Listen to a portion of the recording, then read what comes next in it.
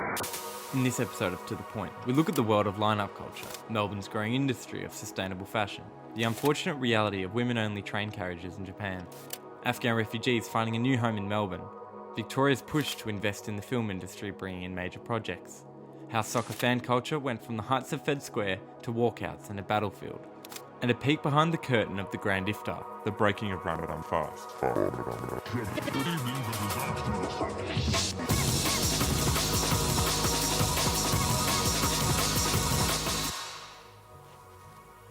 Good evening and welcome to the program. I'm Luke Lay. And I'm Alex Madden. Let's get to the point. First off, what's the longest you've ever lined up for a show? Has it been a few minutes, hours? Well, try lining up overnight. It may seem a bit extreme, but for these fans, lining up is where the fun begins. Our reporter Caitlin Cameron joined in on the action. I've been in line since 11:30 yesterday morning. Came out at 11 o'clock last night. I've been lining up for about, I think, 12 hours? 32, probably 30 hours at this point.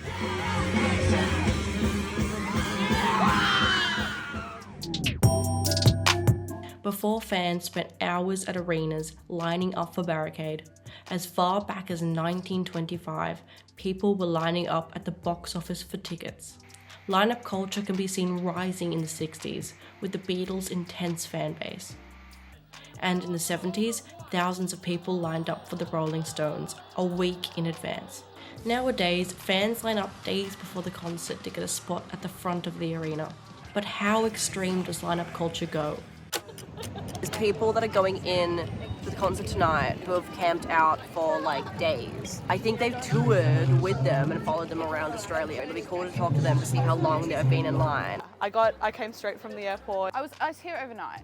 Yeah, slept here. I've been in line since 11:30 yesterday morning. Just this run, I've done it 3 times. I do this pretty much every 2 weeks for concerts. I'm here all the time. I pretty much live here at this point. I once camped out for 2 nights. I got there 2 days before at 9 a.m. in the morning. Longest is 4 days in Chicago, and that was in the snow in -3 degrees.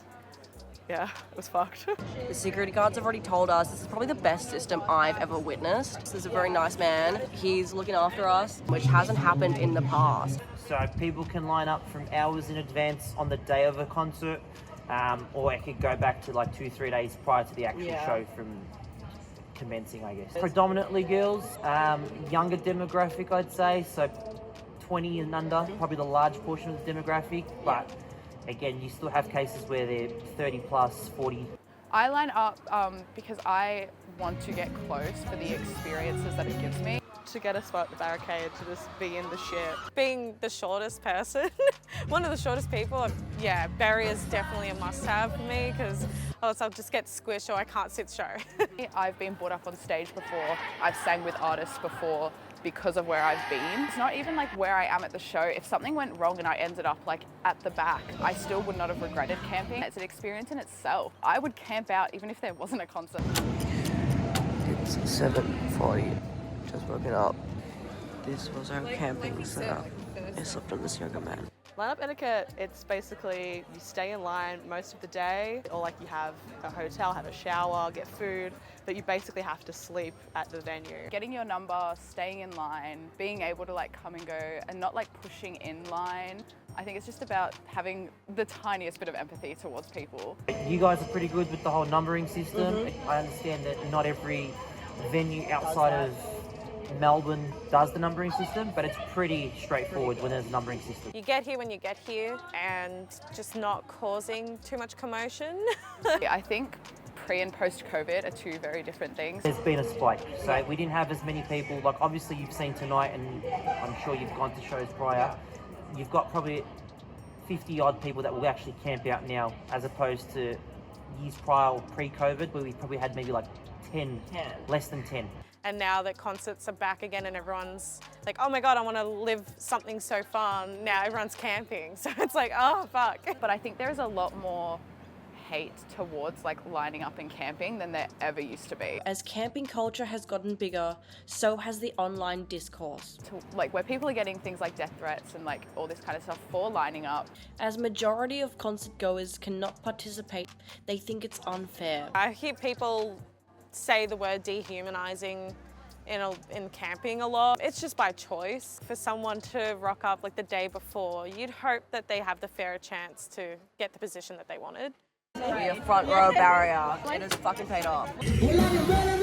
No matter like how it turns out, the experience is always worth it. I had friends describe like childbirth. You go through all this like torturous, laborious shit, but then you see the band, you see the artist, and you forget like everything.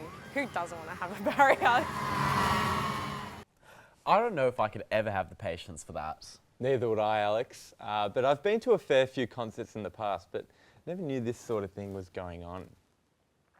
Overseas now, and if you've ever lined up for a train in Japan, you may have noticed women-only carriages. That's right, and it points to a disturbing trend happening on Tokyo's subways. Mika flew over to investigate. What is the first thing that comes to mind when you think of Japanese trains?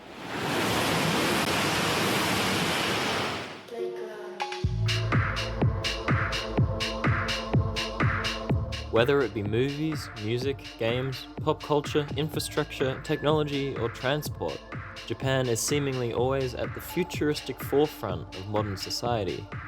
But not in all ways. Japan has some of the highest rates of loneliness, emotional isolation, and suicide in any developed nation. Boarding the Tokyo subway for the first time, I was met with a startling reminder of Japan's dark side.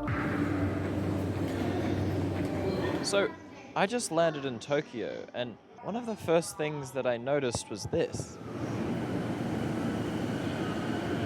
Female-only train carriages? What's that about? Isn't Tokyo one of the lowest crime rate cities in the world? It was here, sitting, watching this new world of Tokyo fly by, that I realized I needed some answers. Chikan is also a kind of a catch-all term for pervert. Mm-hmm. And so you can use chikan for the groping that happens on the train. So I've been living in Japan for almost 10 years now. It's definitely very paranoid when you're being shoved into a carriage and it just doesn't stop. Like you're so packed on all sides that you might not be able to move, or you might be lifted off the ground. So that's how crowded we're talking. I have been groped a couple times on the train. The one time that it happened, the guy was so quick, he disappeared before I could even react. If you just go into a train during rush hour, all you can think about, what if this happens now? So there are women-only carriages, and it does feel like a relief, but it's treating the result, but it's not treating the cause. We're not teaching men not to do this. Hello. So I knew Japan had a rough history with sexual assault. I mean, just look at the comfort women from World War II and like we all know the sort of shit that goes on in anime nowadays. But to be honest, I just didn't think that modern day cutting edge Tokyo would have this kind of problem. My clients are men, mostly 98% are men, and they come to our office like after sixth time of arrest of chikan. I think chronically they are feeling loneliness, chronically all their lives. They are lacking the sense of control. They go in to work, get into that crowded train, and women happen to be in front of them. And then they start touching, and then she wouldn't escape. And then they assume that she was accepting. They feel like relieved, or their pain is slightly gone. They're getting something that's lacking in their lives. But this all begs the question, are the female-only carriages an effective solution? I might go in there, I feel safe in there, but it's not a solution at all. You can go to other cars to find women. There's a message board thing on the internet. There's something called group chikan, and they get together. They don't know each other. They just surround a one woman. It's like a group rape in the train. I think it's serious crime. Women can kill themselves after this. I want the whoever is running this forum, I wish there's a legal basis to ban those things. I want the adult pornographic industry to stop the chicken thing. I want Japanese father to know how to raise their son, to feel more connected. So I want them to change that. Sitting on my flight back to Melbourne, I couldn't help but think about how this story had grown. Prompted by noticing a weird female-only carriage, it is clear now that this is a much wider issue. It has nothing to do with trains. Japan's chikan problem is rooted in culture, in media, in work, and in history. It's a problem that has no easy solution. It will take time and it will take work, but I have faith that sooner rather than later, Japan will find a way to raise its treatment of women up to its otherwise world-leading futuristic standards. Fascinating story with some important discussions to be had around this complex issue. Absolutely. More needs to be done. Back home now, and fast fashion has reached new heights since the pandemic, but even Japan's bullet trains are no match for how quickly these clothes end up in landfills. It's another Shein haul. Well, we're going to be filming a Shein haul. A Shein haul, but this is not just a regular Shein haul. This is my favoriteest Shein haul ever that I've done. And you guys know how much I've done, right?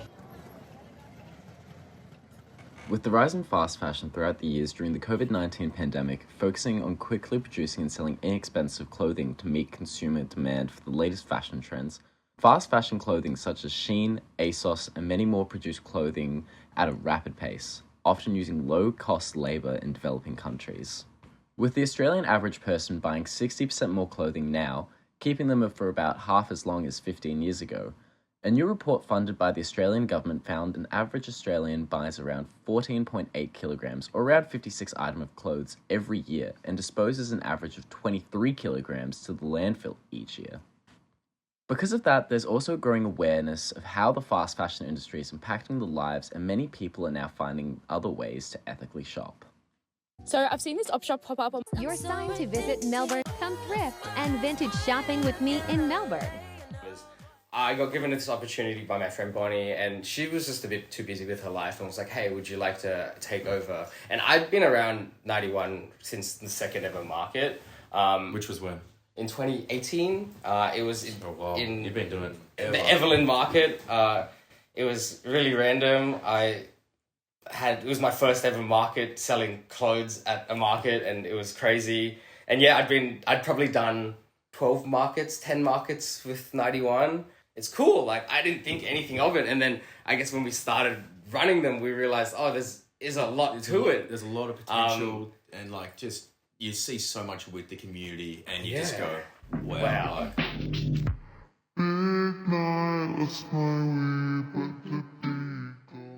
When we ran our first one, we had 700 people come through to the day, and we were like, holy shit, like, that's fucking insane. Like, we were like gassed. We were like, whoa, that was like a success. Like, if we can have every market like this, that's great.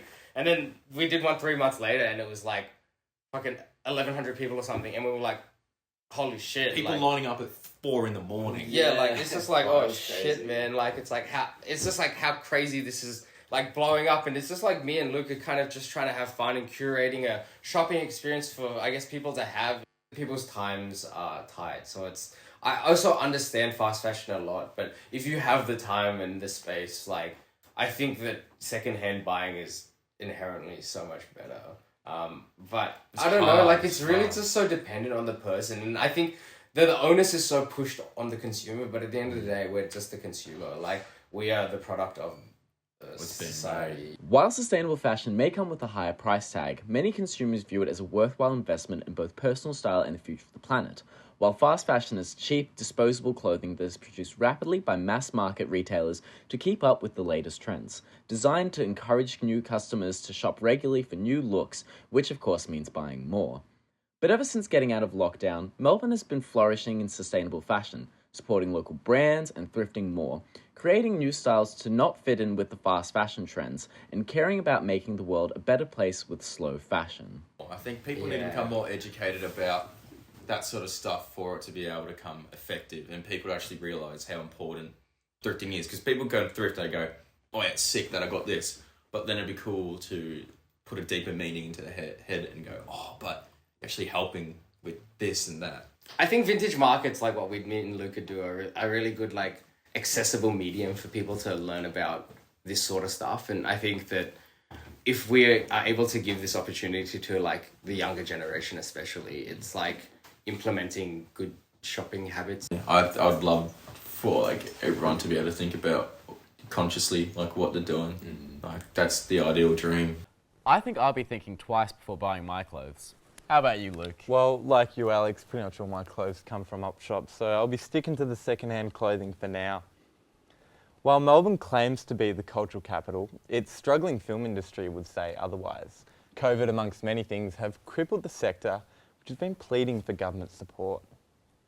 But a new $40 million state fund might put Melbourne's film industry back on the map, and it's even giving Hollywood a run for its money. Victoria has always made great films and TV shows, but there are plans to go bigger with a $40 million production fund and incentive program to bring more movies and shows to our state. Okay, stand by. Shooting. Vic Screen's head of incentives and production support, Joe Brickman, stated the benefits this program has brought to Victoria's film and TV industry. Well, it's been a great boost for Victorian-led productions. Last financial year, we had 57 films, television, and online projects receiving funding through the Victorian Production Fund. So that created thousands of job opportunities for locals. Fund supported projects like The Newsreader, Surviving Summer. It works in conjunction with the Victorian Screen Incentive. The investments in overseas productions is set to make Victoria the Hollywood of Australia, with large-scale projects filming here and bringing some of the world's biggest stars over. Last month we had Ricky Stenicki filming, which starred Zac Efron and John Cena. We also had a Russell Crowe movie, Sleeping Dogs, where we were doubling for a university town on the East Coast in the United States. So there's a lot to like for international productions about Victoria and Melbourne. The American show La Brea has been one of the biggest productions to film in Victoria. La Brea location manager Stan Lehman gave us his perspective on working for American productions in Victoria, pointing out some of the challenges of working with Hollywood personnel. In terms of working conditions for crew, we're sort of asked to drop their backs, and there's a lot of pressure to agree to all the conditions that the Americans want rather than the conditions we work to locally. I mean, if we tried that over there, we'd be on the first plane back. Stan also expressed concerns about how Hollywood productions would impact producers around Melbourne surrounding availability. I believe Metropolis is going to take over the whole of Dockland studio. What do local producers do to get a studio? So there are issues like that which should make it a little bit harder for the locals. Victorian executive producer and head of factual at Good Things Productions, Charlotte Wheaton, points out that local availability has varied over the years. Staff more than studios. The kind of scale that we're at, we don't necessarily wouldn't go and film, well, I hope maybe one day we will, but at the big new VR studios, you never know. But certainly availability of crew for a long time was a real problem. There certainly is a shortage in terms of drama crew for sure. Vic Screen's strategy for the next 4 years is set to make Melbourne a global screen city as the demand for content increases globally. We're also growing in our infrastructure. We last year opened our 6th soundstage, which is now as big as any of the larger stages in Australia. So we can accommodate blockbuster films. We also have infrastructure in LED volume technology that's going to be the biggest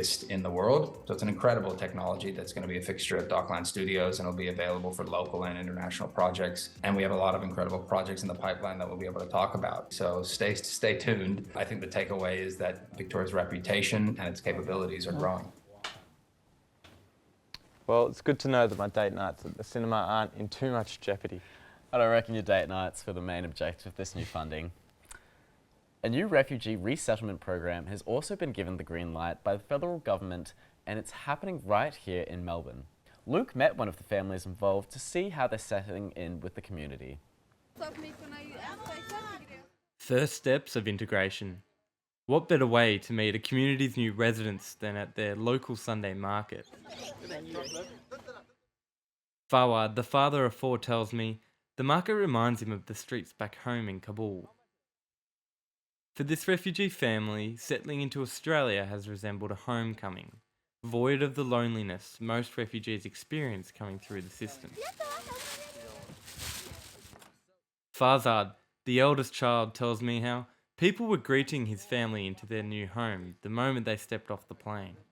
ما از استرالیا دیگه خوب بودک هوایی اومدیم سخت نبود از میدان هوایی همو کیس منیجر یا کیس ورکای ما را Just 3 weeks ago, Fawad and his family arrived in Australia as refugees. They flew from Turkey, where they spent 7 years displaced after fleeing their home in Kabul, Afghanistan. Already, the family's on a path to creating a life here, picking up where they left off, slowly finding the tools they need to decorate their new home, and to fill old memories with new ones. They're the face of a national first community-led resettlement program called CRISP. The program matches refugee families with local volunteers who help the family integrate into the community. Those same volunteers will help them find their feet for the next 12 months. At 14, Farzad has spent half his life living in a state of limbo without a place to call home. He tells me this program has given him the chance to dive back into kickboxing and make new friends. زمان سخت بودک یکم سخت‌تر است مگم دوستا و رفیقا و اینجا که هستن خوب هستن بسیار مردمای خوب هستن عادت میکنیم همین زبان یاد بگیریم دیگه. Starting over in a foreign country is not easy at the best of times. But without connections and without knowing a word of English, integration can be very slow and isolating. That's where volunteers like local Anne Henderson from CRISP come in. From the point of arrival in Australia, they're connected with people that they are going to have an ongoing relationship with. And so over time, we can get to know each other, we can understand what the needs are of the family at different points of time, and we can help them also connect in with the broader community. So I know others in the group have helped the family make connections with other Afghani families or help them to understand where to go to connect with the Afghani community. CRISP has just kicked off in Australia with funding from the Department of Home Affairs. It plans to bring in 1,500 refugees through the program over the next 4 years. The program's director, Romy Vitalian, only has high hopes for CRISP and says it gives refugees benefits other government programs don't have. It's just also a numbers game. Instead of a refugee household getting one case manager, they're getting a group of 5 or more individuals, and each of those people have their own network. So there's sort of a lot more people invested and involved in the settlement of each newly arrived family. We hope this will become a permanent program. We've seen in Canada that their community refugee program is really loved by the community and they feel a sense of ownership over it. So we hope that it will be taken up in the same way in Australia. While Australia's formal settlement services have been amongst the best in the world, legally enter Australia by boat. For decades, offshore detention centres and harsh border laws have punished people seeking asylum. So can this locally run initiative finally paint a fresh coat over what is a dark track record of refugee treatment in Australia? Well, the proof is in the pudding, and it's bringing this family closer to the world they now call home, showing what can be done through the power of community. Luke Lay reporting. So Luke, you interviewed that entire story. Tell us a bit about what the challenges are for that family. Well, one of the biggest challenges integrating is obviously the language. And when they've come over from Afghanistan and Turkey and haven't spoke a word of English their whole lives. So it's got to be the greatest barrier. But what we're seeing is some of the kids growing up and learning the language much quicker than the parents. So it's a simple case of the student becomes the teacher, and it's pretty good to see. Yeah, when you see smiles like that, how can't you support these programs? When English fails, there's always one universal language we can turn to, and that's soccer. But is Melbourne's soccer fan culture dying? Well, Jonty went to find out. For a World Cup so poorly thought of, this is where fan culture in Australia really had a revival.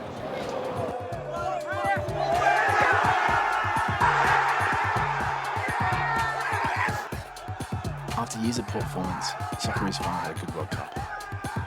That was represented in the fans too. fans for the first time in years, coming out in numbers to celebrate the country. This enthusiasm for the sport hadn't been seen in years, and it really did seem that this would be a massive thing for the A-League too. There was a sense of unity, I think, across not just A-League fans, but Australian football fans, whether you support the A-League locally or watch, leagues overseas.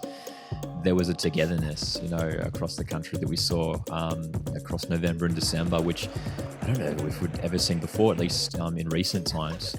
This milestone in Australian football history really should have set off a big change in Australian football. Instead, what is probably the biggest squandering of all time happened, and it all started from the top. Trying to catch the genie in a bottle, Danny Townsend, the CEO of the Australian Premier Leagues, decided to make a big decision, a bold decision, to host the grand final in one set location. He had struck a deal with Sydney, giving them the rights for 3 years. Thinking this was a good idea, he put it to the fans, and well, the fans thought it was absolute nonsense. It's like typical corporate events, including the AFL. They don't care about the grassroots supporters, and if they want this league to succeed, they need to look after the supporters. The whole deal outraged fans. It was a massive culture shift for them. It's never happened before. So, to take away what was a big advantage to a home grand final team is now gone. And it wasn't for the good of the game. So, the fan groups got angry. Especially original star Melbourne. Now, they would be the first to make a big move, but not in a good way. The plan was simple. At the 20th minute mark, all active fans would leave in a show of defiance. It worked well Friday night, so why couldn't it work tonight? I did note at the time that everybody was following suit, that they were starting to leave at the 20-minute mark. While banned from the stadium, flares were brought in. These flares were then thrown at Tom Glover and Paul Izzo, both goalkeepers of different sides. At the same time, I was watching Paul Izzo, the Melbourne Victory keeper. He had flares in his, and he's casually just tapped it away with his foot to make it safe. But at the other end, it wasn't so safe. Tom Glover would throw one originally just before the fans, before throwing one into the crowd, setting alight the match.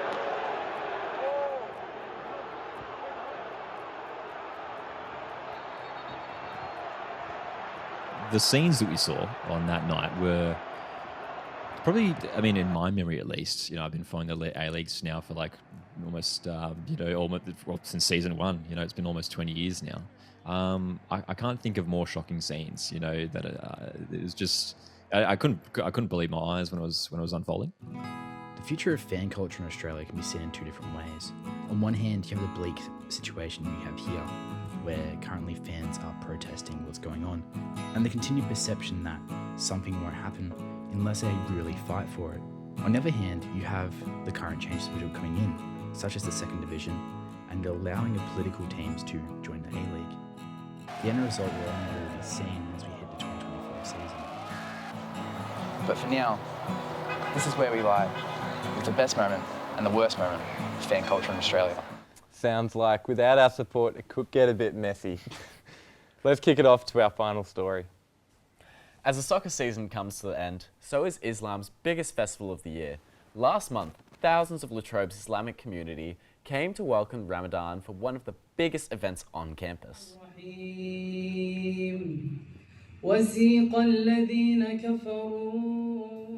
The holy month of Ramadan is once again here.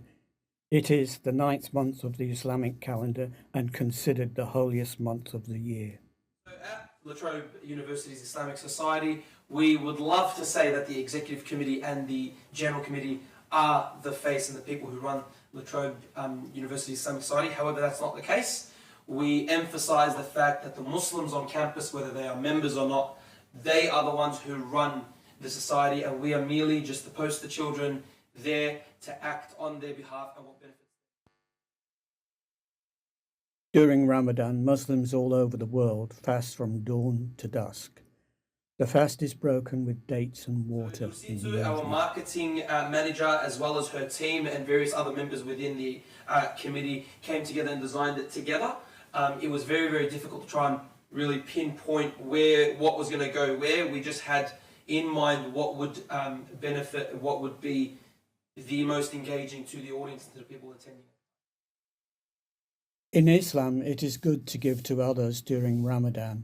I personally give water and chips to the homeless persons in Melbourne. We probably took less of an amount of time than people think. We ended up starting the Grand Theft Auto and preparing for it in about a month before the actual event. However, because of a lot of mishaps and things, we technically only prepared for it probably 2 weeks before the event, maximum. How did you hear of the poet? So the poet was not actually my idea, and originally I wasn't really a fan of it, but majority of the committee wanted them on, and Dina, who is one of our key members in the executive committee, who came up with this idea to bring them in, and we decided to do it, and it came out very, very, very well, and the people loved it. Food from the Middle East is colourful, vibrant, and packed full of exotic Very good flavours. question, Colin. Now, in Islam, we have two things that pretty much dictate our entire life. We've got the holy book, which is the Quran, and the other thing is called the Sunnah. And the Sunnah is basically the acts, the sayings, and the doings and recommendations, and pretty much the example of the Prophet Muhammad, peace be upon him. And one of those is breaking his fast on dates, and if he didn't have dates, on water, and if no water, then on whatever was available. Now, thankfully, in the country and in the day and age that we live in, it is very, very easy to have all of those things in abundance. So we tend to break our fast on the complete sunnah of the Prophet, which is 2 dates and water, as we did during the Grand Iftar. The 5 pillars of Islam are the essential rules that govern all Islam, Muslims. these are the key things that pretty much hold up the faith of a Muslim and what makes up a Muslim. The first one is the most important. It is belief in monotheism, that there is only one God and there is no partners with him. The second one being, this is in no particular order, but the second one being the prayer, the salah. Without the prayer, there is no real differentiation between someone who's a Muslim and who isn't. So the 5 daily prayers, the zakat, the alms giving or the charity giving that we have to give every year, 2.5% of our wealth goes to the needy. What have I not mentioned? The fasting, which we just completed doing during the month of Ramadan, as is ordained on us and all the religions of Abraham that came after him, Judaism and ancient Orthodox Christianity. Fasting in some way, shape or form is prescribed on all of us. And finally, it is the pilgrimage, the Hajj, the pilgrimage to Mecca, that every Muslim should try their absolute best to complete at least once in their life. Thank you very much, Mohammed, for granting me this interview. Thank you so much, Colin, for having me. And in Arabic, shukran jazeelan. Afwan. Yeah, don't we love to see those sort of events happening around our campus? Looks like we might have to go next year, Luke. That's all for today. We hope we didn't drag it on. Well, I really think we got to the point.